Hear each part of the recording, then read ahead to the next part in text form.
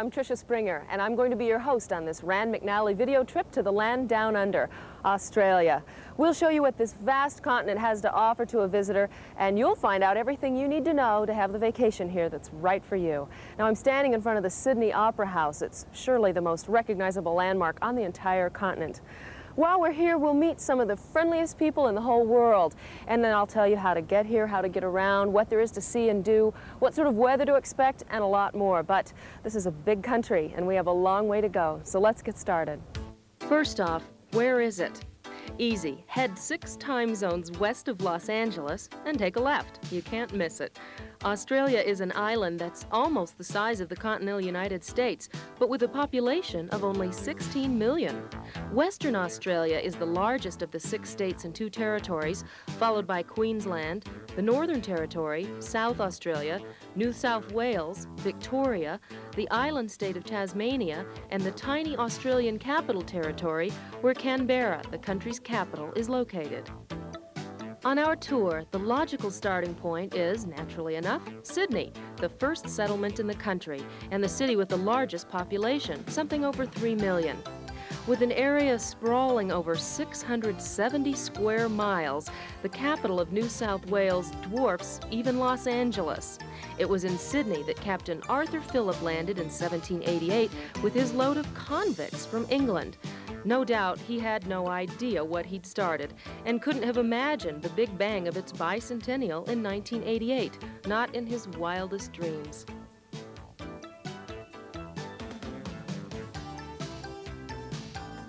Come to think of it, he might well have turned back around to England if he'd seen the traffic snarls. Sydney's narrow city streets slowed driving to a koala's pace, so make sure to allow extra time to navigate its byways. Chances are, if there's one structure in the country you've seen before, it's the Sydney Opera House. It juts out on Bennelong Point in the deep blue harbor like some massive, gorgeous seagull come into land.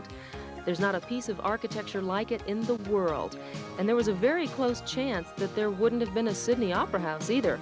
Not like this, anyway. It took 16 years to build and went 14 times over budget. Today, the Opera House is right up there with the kangaroo, the koala, and Paul Hogan as a national symbol. You can take it all in and rest up in one of the restaurants with majestic views of the harbor. While you're at it, see if you can come up with any better nicknames for the Opera House than the dry wits of Sydney-siders have dreamed up. Operasaurus, the New South Whale, and the Hunchback of Bennelong Point have already been spoken for. As clunky as the Opera House is graceful, the Sydney Harbour Bridge is referred to in jest as the old coat hanger and is equally recognizable as a symbol for the city. Built in 1932, this arcing mass of gray steel comes in just a few feet shy of the Golden Gate, but the resemblance stops there. Every day, commuters crisscross this span by every mode of conveyance: bus, car, train, bicycle, and on foot. First stop after the bridge touches down is the Rocks. To see what Sydney was like more than 100 years ago, a tour of the area known as the Rocks is a must. This is where whole shiploads of convicts from the First Fleet were set down, put to work, and they started carving out a foothold for what was soon to become one of the most attractive cities in the whole world. The Rocks was Sydney's early commercial and maritime quarter, filled with warehouses, bawdy taverns, flop houses, and lusty seafarers from around the world. Back in those days, if you were looking for trouble in Sydney, this was the place to be. The rowdiness continued into the early 1900s when there was an epidemic of the bubonic plague. It was during this time that many of the original buildings were destroyed in an attempt at rat control. Well, luckily, some of the original areas remained, and today some of the best shopping in Sydney can be found right here. Before diving feet first into the Rocks, take a few minutes to look in on the Information Center. A short film traces the history of the area from convict days right on up to the present crusade to restore the dusky sandstone buildings to their original state. Armed with their map, make your way first to the Argyle Arts Center. The convicts who sweated over this warehouse back in 1820 wouldn't recognize the crafts center it has become. Glass blowers, potters, experts in beeswax candle making, and brass rubbings bend to their work. The highly talented convict architect Francis Howard Greenway designed St. James Church and prisoner housing in the Hyde Park Barracks further down the street. The Australian Museum contains one of the most extensive collections of Aboriginal art in the world. Across the street in Hyde Park, originally Sydney's town common, are a pair of the city's better-known statues, the mythic figures of the Archibald Fountain and the massive red granite and marble Anzac War Memorial. Sprawling over an entire city block, the Victorian curiosity of the Queen Victoria Building was once the municipal library. Now it's a maze of shops. This overgrown mall is as good a place as any to fan out along downtown's principal shopping thoroughfares, along George, Pitt, Castlereagh, and Elizabeth Streets. Martin Place marks the center of Sydney's corporate world. Here, the office-bound stream out on sunny days, that is, most days, liberate their ties and shoes, and sit back and listen to outdoor jam sessions over their yogurts and pasta salads. Over the hill from downtown, King's Cross has cleaned up its act considerably since it was labeled Sydney's Times Square.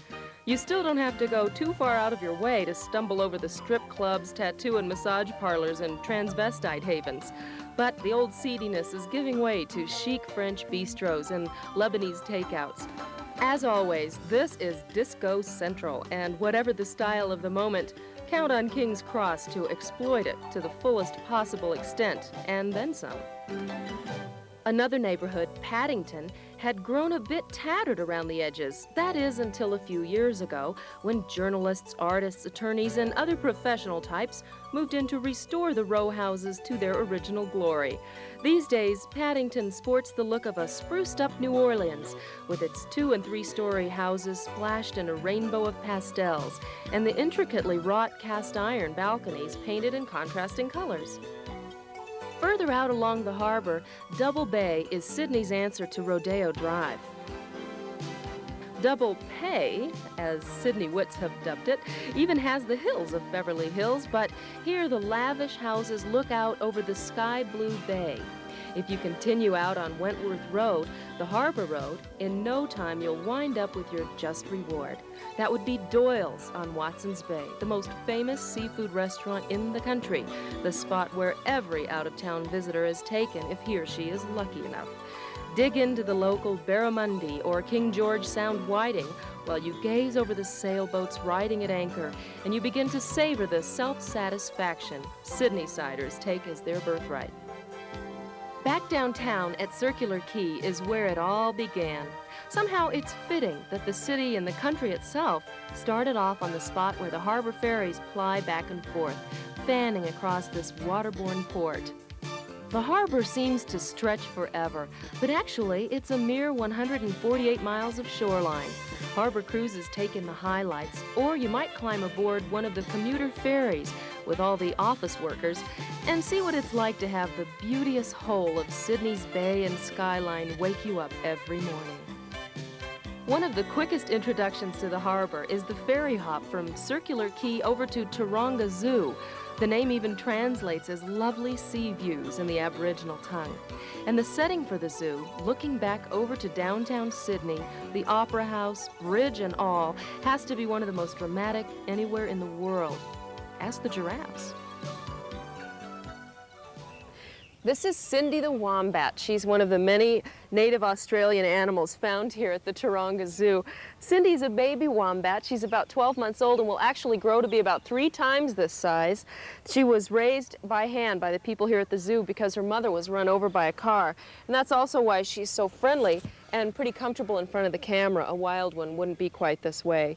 Cindy looks a little groggy because I think we woke her up from a nap. Normally she's nocturnal.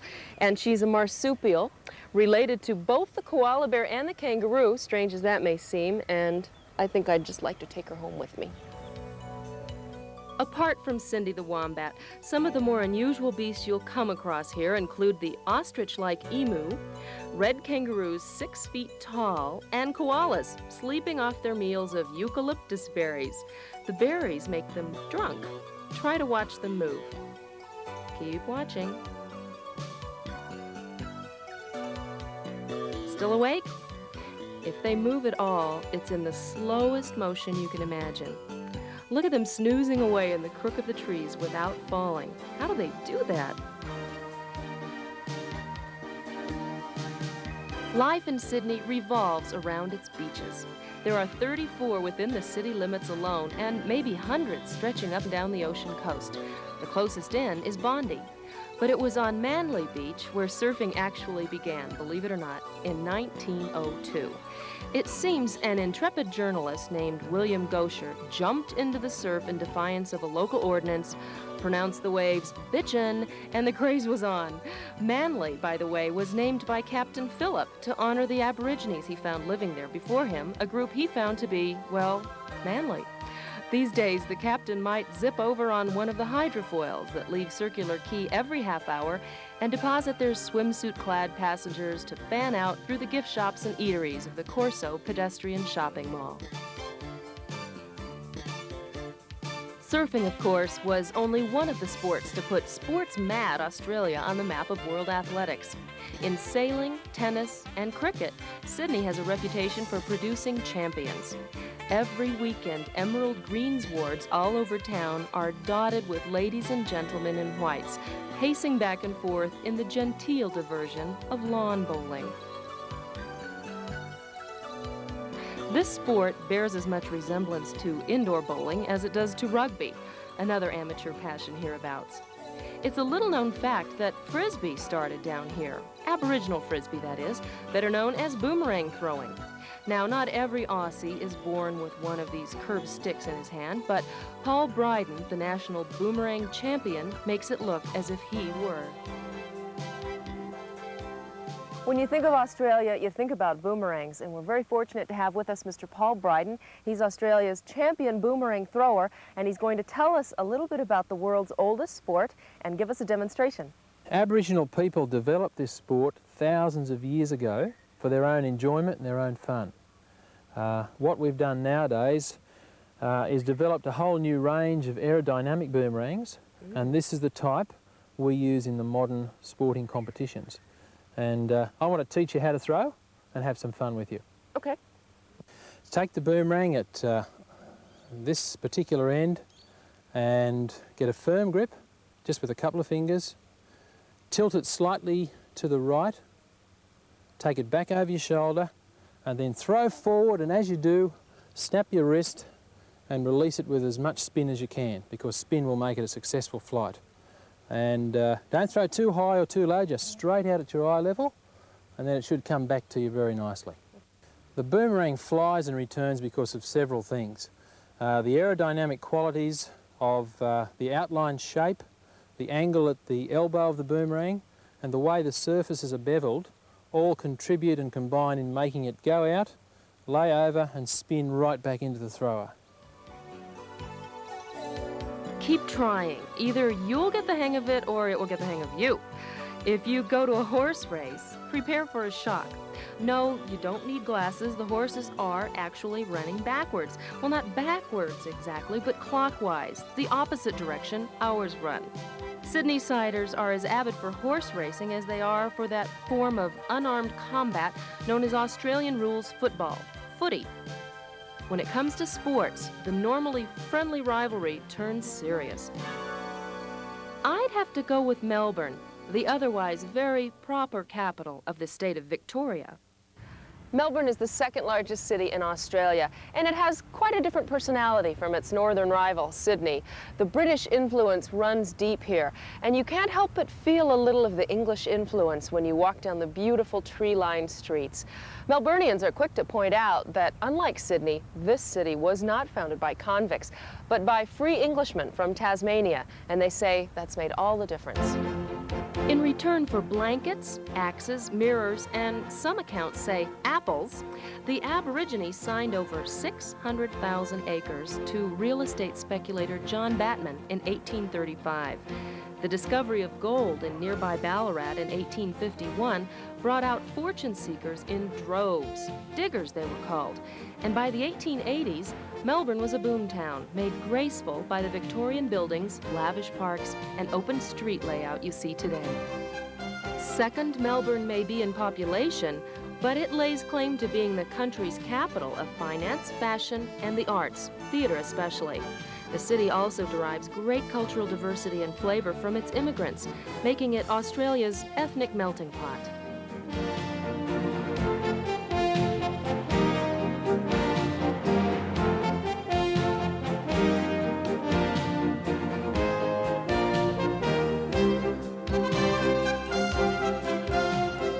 Melbourne is an easy city to get around, particularly if you hail one of the pedicabs shuttling about. Downtown has been laid out on a grid pattern of streets, and more than a quarter of the land area has been given over to parks and open space. Most of the city's 3 million inhabitants live in suburbs, swelling all the way out to the Dandenong Ranges. The Golden Mile, as downtown is known, centers around Collins and Bourke Street, part of which has been turned into a pedestrian mall. Here, the sight of glass and steel skyscrapers is relieved by the juxtaposition of Victorian, Edwardian, and Art Deco masterpieces, many constructed in native blue stone. Nearby stands the Stock Exchange, built in 1883 during the height of the boom. The ghost of Ned Kelly, the infamous bushranger or bank robber, haunts the old Melbourne jail. It was here that the 25-year-old Kelly was hanged, uttering those famous last words, "Such is life." Well, poetry was not Kelly's strong suit. Inside the museum is the bullet-ridden armor he wore on the day he was captured. If anyone tells you to meet them under the clocks, there's only one place they could be talking about. The rows of clocks lined up in the massively clunky Flinders Street rail station is one of the most well-known rendezvous points in the country, located as it is across the street from another landmark, Young and Jackson's Pub. Inside the pub is Chloe, the portrait of a standing nude that shocked Melbourne society back in 1880. The rail station was named after Captain Matthew Flinders, the first European explorer to circumnavigate the continent and to call the huge island mass Australia. Electric trains scatter from here to all points on the suburban compass, but it is the city trams that flaunt their high profile, clicking along 137 miles of track in grand style. Hop onto number 15 for one of the best sightseeing bargains around. The route runs past elegant 19th century terrace houses and the cafes of Little Italy. The 15 then rumbles into the heart of Chinatown on Little Bourke Street, one of the largest and most vibrant anywhere. The undisputed granddaddy of outdoor markets is the Victoria Market. Weekdays, the stalls are strung end to end with every sort of fruit or vegetable the country has to offer. Like an abstract battleship pulled up along the Yarra River, the Victorian Arts Centre is as much a Melbourne landmark as the Opera House is in Sydney. Since it's bigger than New York's Lincoln Center and sports a replica of the Eiffel Tower on top, it would be hard to miss. Inside are theaters, an opera house, restaurants, a stunning concert hall with state-of-the-art acoustics, and the National Gallery. Waterfalls, fountains, and sun-drenched courtyards create a serene setting for a well-rounded collection that includes Rembrandts, as well as an abundance of pieces from Asia and Australia. With 1,700 acres of parks and gardens, the city has handily banished any threat of urban claustrophobia. The Royal Botanic Gardens in the King's Domain Park enjoy a reputation as some of the most imaginatively landscaped in the world. Among the mere 12,000-odd species of plants, give or take a few, you'll also come across masses of ducks and black swans gliding by on several shaded ponds. That's billabongs to you, mate. Queen Victoria Garden nearby is notable for its giant floral clock. Make that talking clock, since it spiels out background information on the gardens. The great domed monument within Domain Park is the Shrine of Remembrance. At the 11th hour of the 11th month, a single shaft of sunlight strikes the stone of remembrance within, commemorating the armistice of World War I. Inside Fitzroy Gardens, Captain Cook's cottage looks a tad out of place, as well it might. The explorer's home was shipped over from Yorkshire and reconstructed timber by timber. London residents sent over a miniature Tudor village as grateful thanks for the state's generosity after World War II. And a whimsically carved fairy tree was the work of one Ola Cohen in the 1930s, her way of making the children of Melbourne smile. Nearby the sunken garden is the backdrop of choice for photographing Melbourne newlyweds.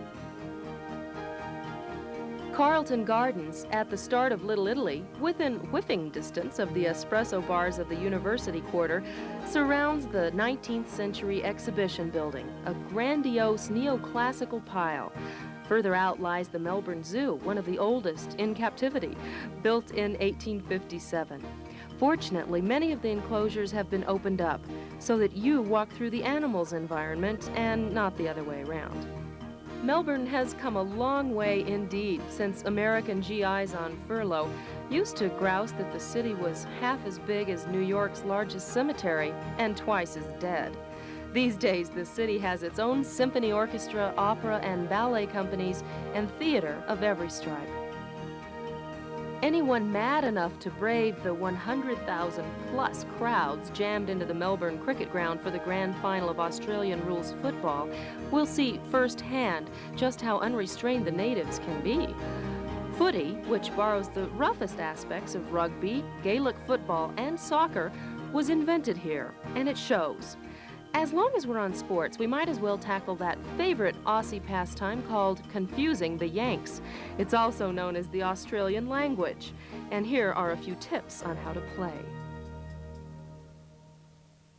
Now that you've been here about a fortnight, you probably understand the old saying that America and Australia are separated by a common language.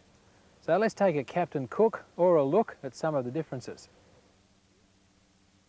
So let's take a look at the car.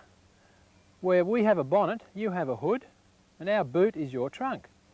And when you're driving down under, you're driving, and don't forget, on the opposite side of the road, because you're sitting on the opposite side of the car, and your steering wheel is on the opposite side, and you're looking out the windscreen.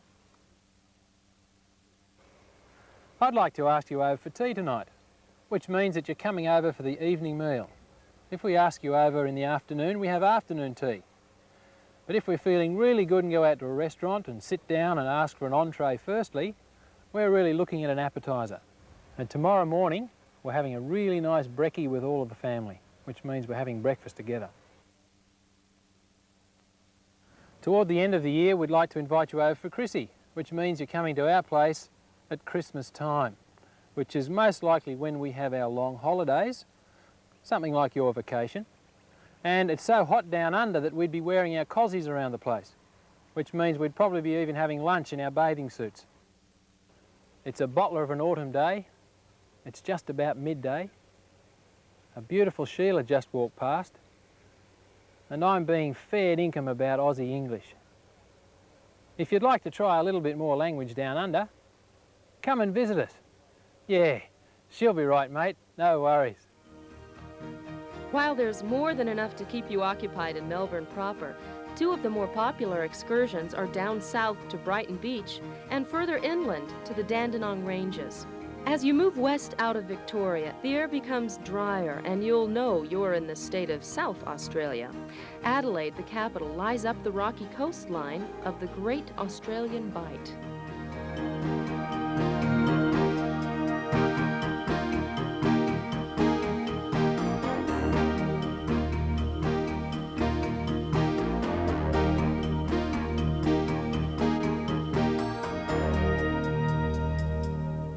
The 1 million or so residents of Adelaide enjoy a beautifully planned and well laid out city surrounded entirely by a lovely park system.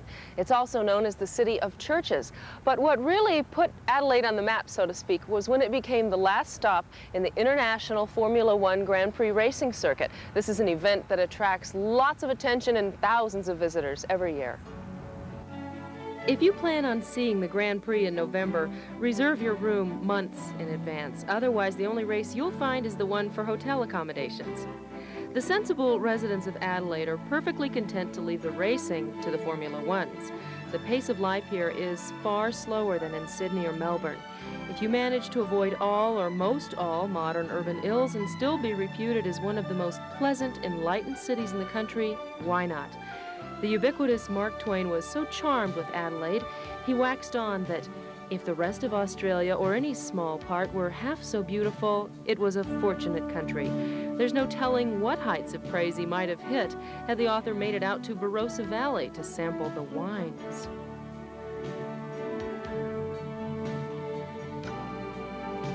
The city has a British Army engineer, Colonel William Light, to thank for a master plan that was extremely forward-thinking for 1836 when Adelaide was founded. It allowed for spacious streets, garden squares that make it nearly impossible to get lost, and a ring of parkland that envelops the city center. King William Street, the widest in the country, links the commercial downtown to North Adelaide and its prosperous mansions across the Torrens River. Having shed its reputation as Wowzerville, that is, stuffed shirtland, Adelaide is swinging in the opposite direction. Now it's Festival City. Every other year, on even-numbered years, the Adelaide Festival of the Arts draws world-class performers to what has become the most prestigious cultural event in the country. By day, you might gain a better appreciation of how green the city is by cruising upriver on one of the Popeye fleet's sturdy craft. Boats move Adelaide style, taking their sweet time, that is, on the meandering Torrens between the festival center and the zoo. Rundle Mall downtown is about as hectic as Adelaide becomes. This outdoor arcade hums with browsers out in force among the department stores, cafes, and flower stands, pausing now and then to appraise the mimes and musicians who've set up shop on the cobblestone streets. A few blocks away sits Town Hall, a sort of free-form Renaissance construction, complete with the visages of Queen Victoria and Prince Albert, glowering over all below. The South Australian Museum only looks like a lost part of Canterbury Cathedral. Inside, it's thoroughly down under, with the largest assemblage of Aboriginal artifacts in the world, Melanesian totems, and the very fearsome skeleton of a giant diprotodon, ancestor to the wombat. Lucky thing these dinosaur types aren't stalking about in the Botanic Garden, scaring the swans and running amok among the gum trees, or bothering guests at the Royal Botanic Hotel across the street. If you take the tram to Glenelg, you'll find an amusement park, and fish and chip stands have sprung up near the spot where Governor Hindmarsh landed in 1836. Down the broad strand a bit, a replica of his ship, the HMS Buffalo, is a floating restaurant where your crab comes on pewter plates and your locally produced sparkling wine in pewter tankards. Even the good governor might get a kick out of Marineland's performing dolphins and seals up at West Beach. Nightlife in Adelaide means Hindley Street, downtown.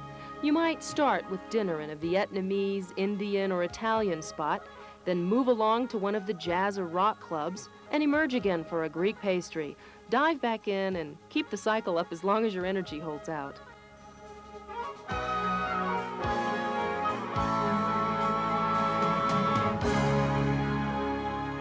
Day-long excursions into the Adelaide Hills take you into country towns like Gummaracha for its toy factory and Birdwood Mill.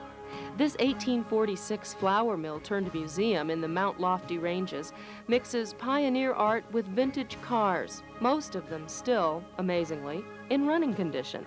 But the real draw is the taste of frontier life and the wintertime panorama down the Green Valley to Adelaide.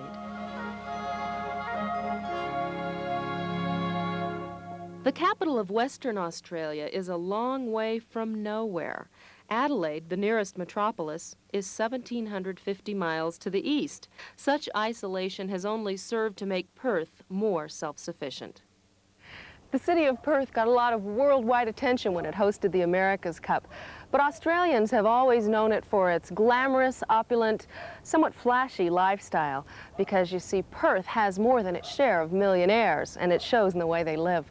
For example, one local tycoon has been known several times to fly the entire Danish Symphony Orchestra to his property in a desolate part of the outback just to hear an impromptu concert. He must have been in the mood for classical music. But wealthy or not, Perth is a very friendly city, just as friendly as the rest of Australia. Who wouldn't be open and expansive in such a city? Just look at it. San Francisco comes to mind, only with more sun. The Swan River swells as wide as a bay around downtown, and from just about anywhere in the city, you have a view of water. The mansions of Dalkeith and more modest neighborhoods both hug the banks of the river on its passage the 12 miles to Fremantle, where it empties into the Indian Ocean. The cup races were held here, and if you watched any of them on television, you might have been impressed by the pristine beaches that stretch seemingly forever. The Auld Mug, ensconced in the Royal Perth Yacht Club for a triumphant 3 years, is gone now. But the memory of the mayhem of Cup victory past, and more important, the excuse to have one giant, extended, never-ending party, a real Bobby Dazzler, lingers on and on. Maybe next year, mates. Perth began on a race, fittingly enough for the upstart that snatched the America's Cup away. In 1827, Captain James Stirling was dispatched by the British to cut off an attempt by French explorers to claim the West.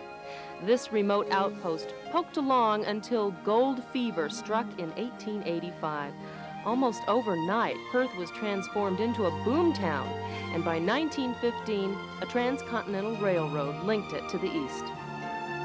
Modern as the skyline is, and seemingly under constant construction, downtown has managed to preserve some of its Victorian-era character. High-rise office towers dominate St. George's Terrace, the city's principal commercial thoroughfare overlooking the Riverside Esplanade. That makes the presence of London Court, a walk-through shopping arcade done up in mock Tudor, half-timbered architecture, appear all the more quirky. You enter through iron portcullises as if penetrating a medieval castle. Now that the Cup is gone, Perth's true pride and joy can resume its given place. Kings Park sprawls over close to 1,000 acres of more or less natural bushland high on Mount Eliza. Perth's port of Fremantle, once a sleepy bohemian enclave of graceful Victorian buildings, has been spruced up since the Cup. The view from the Port Authority building gives you an idea of exactly how much the town has grown and how endless the beaches beyond appear. Tuna fleets still come into Fishing Boat Harbor, their lattice rigs looking clumsy next to the sleek yachts. In the Fremantle Museum and the Maritime Museum are relics from earlier seafaring days, spars from a 17th century Dutch wreck, and harpoons of whalers who set forth from Fremantle in the last century. As if Perth itself weren't relaxing enough, stressed-out locals flee to Rottnest Island, 12 miles off the coast. No cars are allowed, all the better to search out hidden coves, ride bicycles, and feed the placid quokkas in peace. If there were one state that Australians regard as their Florida and Hawaii, it would have to be Queensland. Brisbane, the capital, has been compared to a miniature Los Angeles and is the gateway to the Sunshine Coast. Way up in the deep north lies Cairns, with some of the best game fishing grounds in the world at its feet. In between Brisbane and Cairns sits Townsville, another tropical haven that serves as the major jumping-off point to the Whitsunday Islands. From all three cities, in fact, it's just a short hop over to Queensland's main claim to fame. Along the northeast coast of Australia is what has been called the world's largest living thing, the Great Barrier Reef. It's actually not one single living thing. It's a chain of islands and reefs that meander along the coastline for about 1,250 miles. Picture the reef as a necklace, a very, very long necklace that pops up from the shimmering blue-green sea as anything from tiny sand spits to mountainous jungles, anywhere from 10 to 200 miles offshore. The water is rarely more than 100 feet deep along the entire shelf. The islands themselves range from uninhabited wildlife sanctuaries to Tony resorts where die-hard hedonists go from spa to tennis to disco. At low tide, you can walk very carefully on the reef itself, studying the marine life and how the reef was sculpted. Minute coral polyps banded together and secreted limestone, which hardened into the rocky crust you see. The best way to get a sense of this, of course, is to dive right in. You plunge into a realm apart, held in a suspended state of wonder.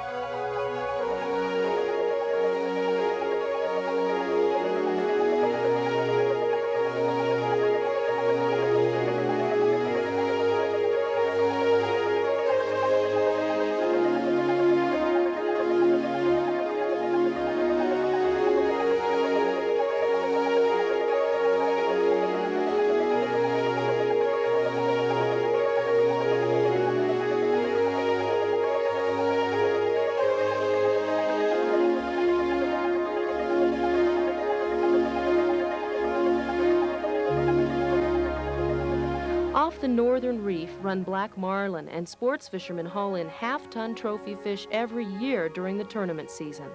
But the fish and the reef are strictly protected. The simplest rule to observe is not to touch anything, and if you do, put it back. Also remember to wear sneakers while reef walking, since the rubber soles won't harm the coral, and take care to treat any stings or cuts right away. At a resort like Hamilton Island, about as posh as it gets, you might be whisked over to the reef by helicopter to stay overnight in a plush cruise vessel. You see, most of the resorts are not on the actual reef, but on nearby islands, and like Hamilton, make arrangements to take you over by air, or on boats like the 2001 Trimaran. Hamilton, one of the Whitsunday chain of islands, is the only one to have an airport that can accommodate jets. Once there, just about every known diversion on water and sand is available.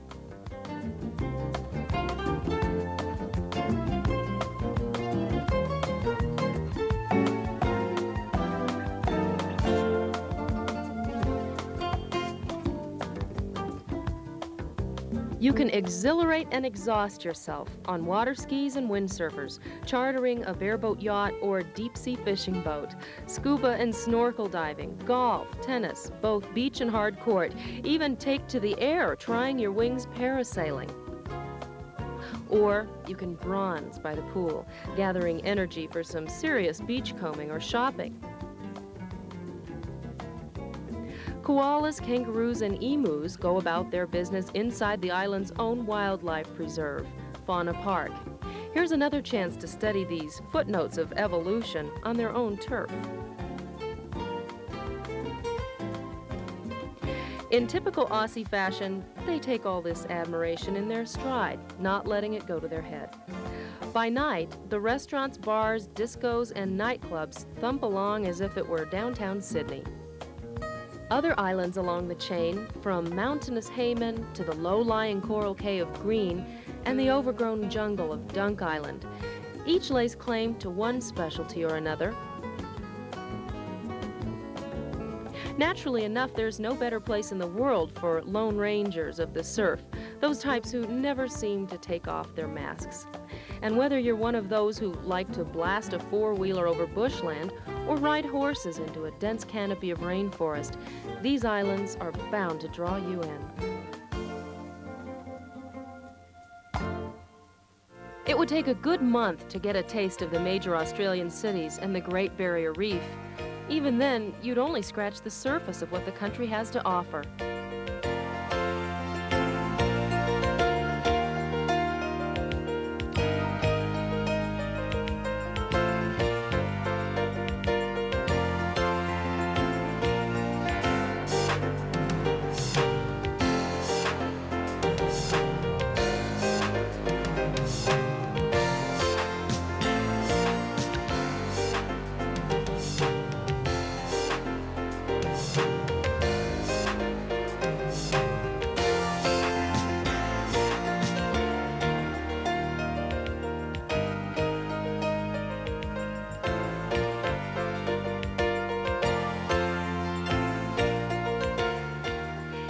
Rock, a shrine sacred to the Aborigines, is one of the geological wonders of the world.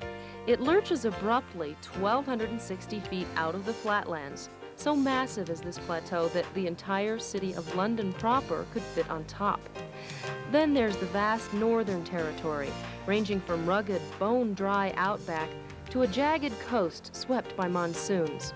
Some would say that the Northern Territory is the last resort of the legendary Australian Bushmen. Others would direct you to northern Queensland and Cape York, where the vehicle of choice is four-wheel drive, just about the only vehicle that can negotiate these remote tracks.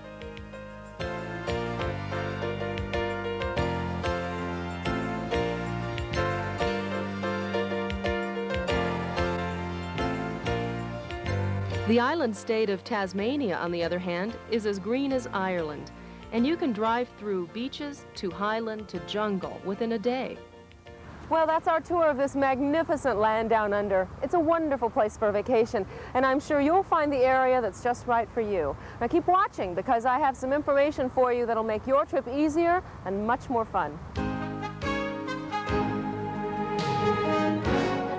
They don't call it the land down under for nothing. Australia may be a long way to go, but it's all well worth the time. Continental Airlines, United, and the Australian national carrier Qantas leave from Los Angeles and San Francisco, and the actual flying time is around 14.5 hours. Some flights lay over in Hawaii. Try to get a seat on the right side of the plane if you can, so that your indelible first impression will be one of dawn breaking over the continent. Once there, you'll find the country almost as easy to get around as the United States, and almost as big if you leave out Alaska. The quickest way to hop from city to city, of course, is to fly. Going from Sydney to Melbourne takes an hour and a half, another hour on to Adelaide, another 3 to Perth. That makes a Sydney to Perth flight all the way across the continent 5 hours long. By U.S. standards, internal flights are expensive, but you can save up to 40% by buying air passes in advance. Ansett Airlines is the major carrier to nearly all destinations, but there are also Australian Airlines and East West. If you have more time, traveling by train is a great way to soak up the vastness of the landscape. If you plan on traveling much by train, you might look into buying an Austrail pass before you go. The best way to make your way around the cities is by car, or perhaps a mix of using your own car and local buses and trams, since this way often frees your attention to see more. Adelaide and Perth operate free buses on designated tourist routes. And Melbourne's tram system is a treat unto itself, up there with hanging off the Powell Street streetcars in San Francisco. Budget is the largest rental car agency in the country, but there's Hertz and Avis as well. All have offices in the major cities and airports. All you'll need is a valid U.S. driver's license and a credit card. They do drive on the left over here, but don't worry. It's far easier than you think to get the hang of it. Just take things slowly, particularly those right-hand turns. City streets are comparable to those in the U.S. Out in the countryside, however, expect some bumps. Generally, dress here is light and informal. Australians are not typically contrary souls, but their seasons they can do nothing about. They're backwards. But even in their winter, in the chilly depths of July, it rarely dips below the mid-40s. November to March, the temperatures range from the mid-50s to scorching 80s in a place like Perth. These are also the driest months in the driest continent on Earth. Except for the Great Barrier Reef, when the skies can open up with 18 inches a month in torrential downpours. Melbourne, too, is in a class by itself, and they say the city can run through 4 seasons in a day. Adelaide, on the other hand, stays the consistently driest of the major cities. Before you go, you have to have a current passport and obtain a tourist visa. The visa is free and is issued by the consular offices in New York and Los Angeles. If you drop off your passport in person, you'll have it back with the visa stamped inside within a day or 2. If you mail it in, you should allow a month. Be sure that you have a return ticket and expect to pay a departure tax of 20 Australian dollars on exiting the country.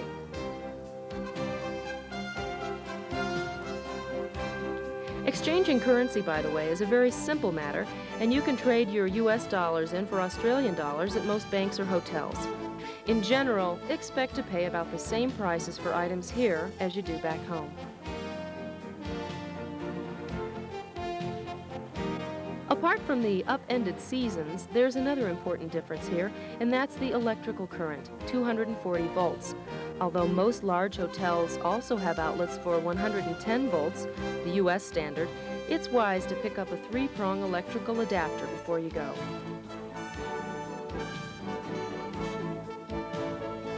As you'd expect with the tourist hotspot of the 80s, Australia has more than its share of world-class hotels. In Sydney, the Sydney Regent is the choice if you want to be near the rocks and the harbour, and the Hyatt Kingsgate for exploring King's Cross and Paddington with quick access to downtown. The Regent Melbourne rises 35 floors above the hustle and bustle of Collins Place. Nearby on the Paris end of Collins Street, the Hyatt Collins has blended its own high-rise tower into a landmark Victorian facade. Adelaide Park Royal commands sweeping views over the city's green heart. while the Hyatt Adelaide is one of the most recent additions to the Adelaide skyline. With all the new hotels going up before last year's Cup races, Perth shouldn't suffer a room shortage for years to come. Two of the most stunning additions are the Merlin and the Perth Park Royal. And on the Great Barrier Reef, Hamilton Island Resort can ensconce you in everything from air-conditioned suites to glorified thatched bungalows. Thanks for joining me on this video trip to the land down under. I'm Tricia Springer. Hope to see you soon in Australia. There are many other Rand McNally programs to great vacation destinations around the world.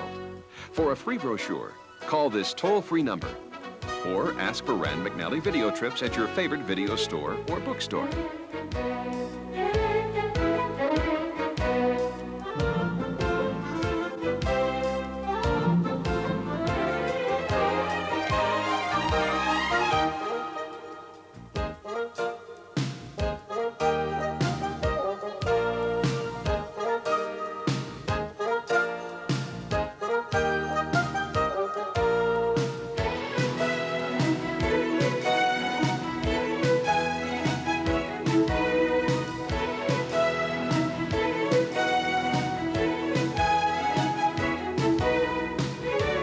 It's the best way to make sure your vacation is exactly the way you want it to be.